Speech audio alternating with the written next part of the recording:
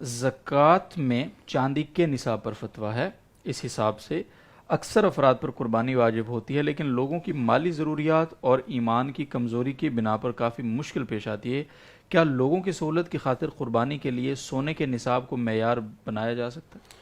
دیکھیں، اس پر عرصہ دراز سے غور و فکر چلا آ رہا ہے، لیکن ابھی تک کسی نے بھی فتویٰ اس پر نہیں دیا کہ سونے کے نصاب کو معیار بنایا جائے قربانی کے معاملے میں۔ جی البتہ یہ بات بھی اپنی جگہ بالکل ٹھیک ہے کہ اس وقت سونے کا جو نصاب تھا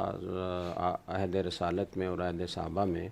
اس میں اور چاندی کے نصاب میں کوئی زیادہ فرق نہیں تھا، اور اب بہت بڑا فرق پیدا ہو چکا ہے۔ تو سونے کا نصاب کی قیمت بہت زیادہ بنتی ہے، چاندی کے نصاب کی قیمت اس کے مقابلے میں بہت تھوڑی بنتی ہے۔ تو ایک تو یہ بات ہے۔ دوسری بات یہ ہے کہ واقعتاً بعض لوگوں کے مالی حالات اتنے کمزور ہوتے ہیں کہ کھینچتان کا نصاب تو پورا ہو جاتا ہے، یا بعض اوقات ایک سے زائد جب اموال ہوتے ہیں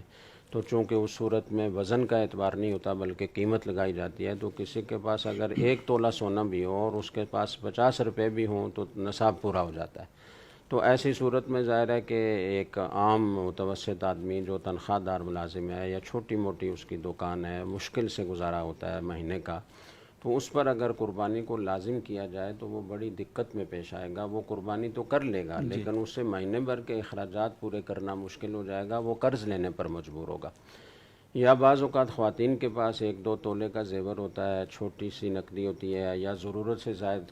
کوئی چیز بھی ہو، تو اگر اس کو ہم شامل کر کے قیمت کے اعتبار سے لگائیں تو چاندی کا نصاب پورا ہو جاتا ہے۔ اب ان کے پاس اتنی مالی وسعت نہیں ہوتی کہ وہ 10-15 ہزار کم از کم آج کل حصہ بنتا ہے، بڑے جانور میں بھی اگر لیں تو 10,000 12,000 15,000 یہ عام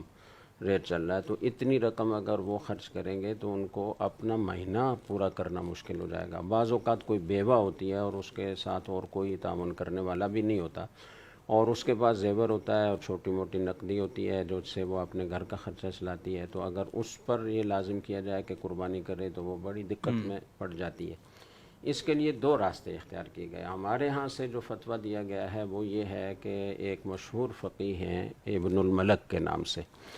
تو انہوں نے یہ کہا ہے کہ اگر کوئی رقم حوائج اصلیہ کے لیے ہے، یعنی مہینے بھر کے ضروری اخراجات کے لیے، تو اس کو شمار نہیں کیا جائے گا۔ اگر اس رقم سے زائد رقم اتنی بچتی ہو کہ جس سے وہ قربانی آسانی سے کر سکے تو پھر تو اس پر قربانی لازم ہے، لیکن اگر مہینے بھر کے اخراجات کے لیے جو رقم رکھی ہوئی ہے